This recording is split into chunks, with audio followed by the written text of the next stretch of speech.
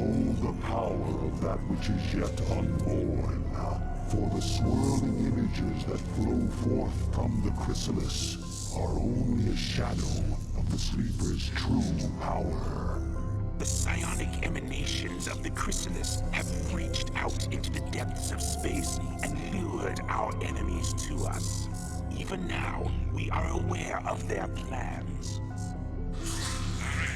All squadrons close formation. Scan for hostiles. Emperor Arcturus believes that there's Zerg out here, so it's our job to flush them out. I don't want any slip-ups this time. We'll show these critters that they can't run from the truth. Engage the Terran forces with care. Your priority is to protect the chrysalis at all costs.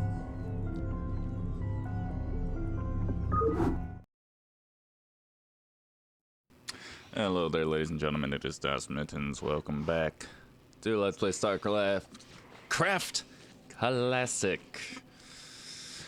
This mission kinda sucks. About a year back now, when I was first doing this series, I really got kind of stumped on this mission. I beat it once before. I think I'd gotten past it somehow. I'm really not too sure how, but when I was replaying this mission for the series, I got really stumped, and I ended up having to look up a guide to help me get through it because I'm really bad at real-time strategy. And the strategy the FAQ guide gave to me was to go, obviously we're going to rush our lair, and then we're going to go, actually I'm going to expand first, but lair, 2 spire, pump upgrades, and then attack with as many Mutalisks as we possibly can. Now, I think we were introduced to the Mutalisks the last mission, but in this particular mission, the Mutalisks are gonna be pretty imperative. We'll kind of see. We won't really see it until we actually get there, but we'll see on the map that the Terran is up on a cliff, and they are well entrenched. They've got siege tanks covering the entire perimeter of that cliff, and there's only one way up onto the cliff. Tiny little ramp that's covered by siege tanks and bunkers. It's pretty shit. As you can see, we're defending ourselves right here. We're putting up a few sunken colonies. You'll see me put up the 2 spires, and we'll double pump upgrades. The reason we're going with 2 spires is because flyer upgrades just take forever. I don't know what the actual time spent on them is. We'll see in the replay here. I'm at about 3 times speed, and it's still going to take a couple minutes per upgrade to get them done. Right now I'm looking at the upgrades for our overlords. I am going to get research speed and drop upgrades for the overlords, so because I do plan on dropping later. But our main tactic here is going to be basically build up as big a Mutalisk army as I possibly can. Go up to the northwest high ground of the Terran entrenchment there, and start whittling away at the Terran forces. The reason we're going with Mutalisks as opposed to anything else is really just because they, at this moment, trade the best into the Terran army, and even then they don't really trade very well.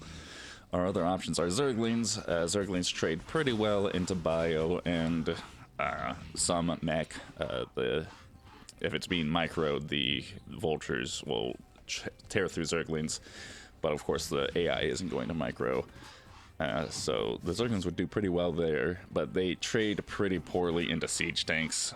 Hydralisks trade okay into bio and mech.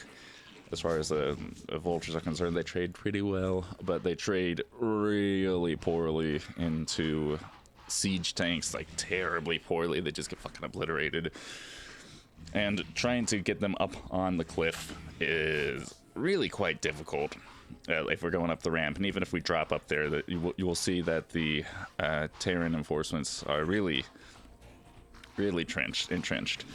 And it's going to be difficult to just like do straight drop plays the entire time. So I go with the Mutalisks, double upgrades.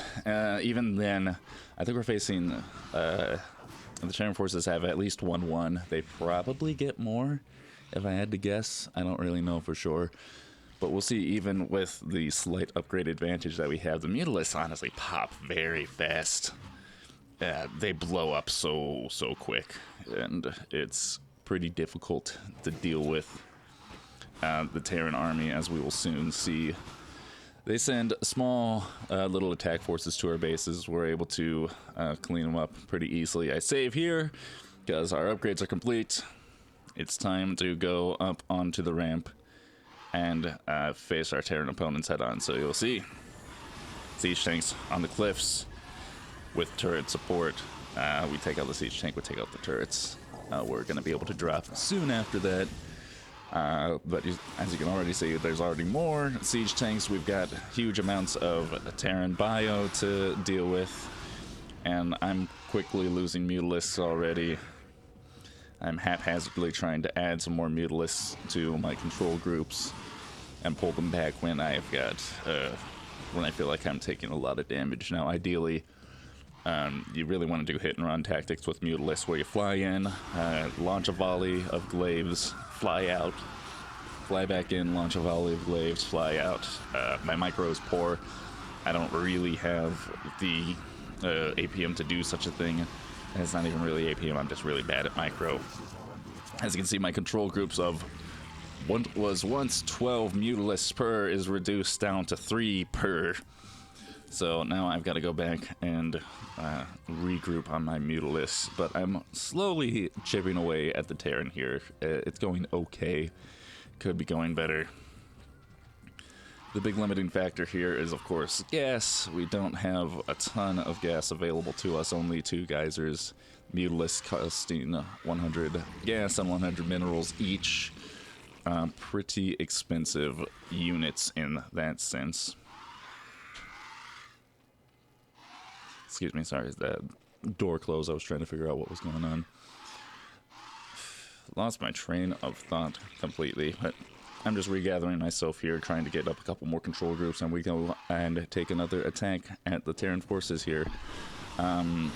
Most of my gas is, of course, as I said, being spent on Mutalisks. I don't really want to spend it on anything else. I don't get an evolution chamber for ground upgrades because I don't really plan on using too much ground forces. All my extra minerals are going to be spent on Zerglings, which I plan on dropping shortly onto the platform that we're making up here at the northwest corner. So, taking out some of the Terran bio here, doing my best to try to reduce their forces before dropping down. After that, I'll be attacking their supply depots, mostly just so my Mutalisks aren't sitting around doing nothing, and to kind of prevent them from producing much more. Getting slight counterattacks at the bottom here, clean those up pretty easily. Regather my Mutalisks back up to the northwest corner, apply some more pressure. More Mutalisks, more Zerglings.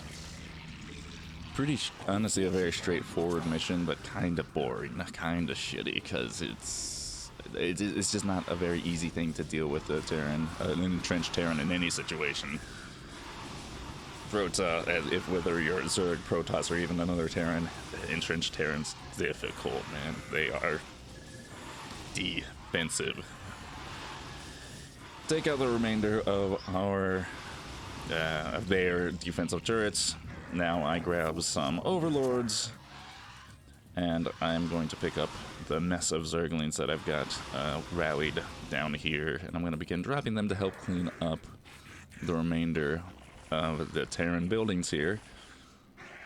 And that will pretty well be the mission. Not a hard mission, honestly, just I'm bad, and it's difficult for me to deal with, but we've got the bulk of what needs to be done taken care of here. So Mutas are going to I'm going to use them to try to clean up the ground forces as much as possible, and then try to use the unloaded Zerglings to help clean up the remaining buildings. And within the next couple minutes here, we will be finished, and we can move on to our next mission.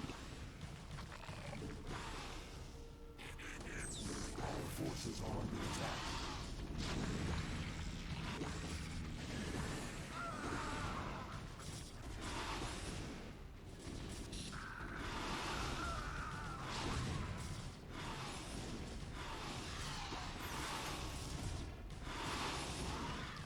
And with that, I believe that's most of the ground forces taken care of.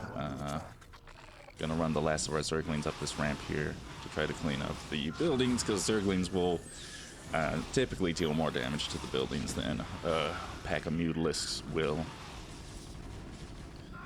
Mutas are good against ground forces because they have a glaive attack, which bounces between units. Each time it bounces, it deals a third less damage, I believe. I think it goes like 6-3-1. I'm probably making that up, but it's multiples like that. Makes them. It allows you to really soften up your ground forces and makes them pop pretty quickly after a few volleys. But if you're against like single buildings, it's pretty weak. It's not super great. That's what the Zerglings are here for, to help clean that up, because they're a bit more effective at building destroying. Duke says fall back because we fucked him up. And Dagoth says don't chase, I'll take care of it. Well, Zaz says Dagoth will take care of it, but Dagoth says don't chase. Zaz is like, hey, we got this, you protect whatever's in that chrysalis, because we don't know yet, we have no idea. And that's the end of the mission. Here's our stats screen for anybody who cares. I don't think anybody does care. But yeah, 13 minutes total, at least according to the readout here. I felt like longer, I felt like way longer. But I don't know, maybe in-game time works a little differently than real game time. That's it.